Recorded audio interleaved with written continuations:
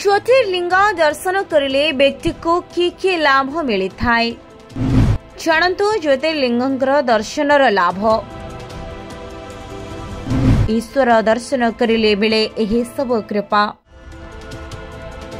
केदारनाथ को दर्शन करिले व्यक्ति को मुक्ति प्राप्त होइथाए।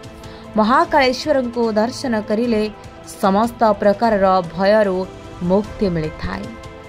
वैद्यनाथ को दर्शन करिले समस्त रोगर मुक्ति मिलिथाए। काशी विश्वनाथ को दर्शन करिले समस्त कर्मर मुक्ति मिलिथाए। त्र्यंबकेश्वर को दर्शन करिले समस्त मनोकामना पूर्ण हुए। सोमनाथ को दर्शन करिले धन शांति प्राप्ति होइथाए। घोषमेश्वर को दर्शन करिले समृद्धि प्राप्त होइथाए। रामेश्वर को दर्शन करिले मृत्यु परे स्वर्ग प्राप्ति होइथाए।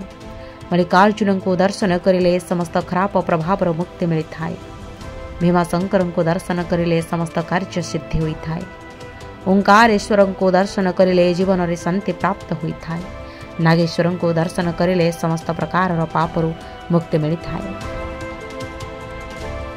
Bureau report news express.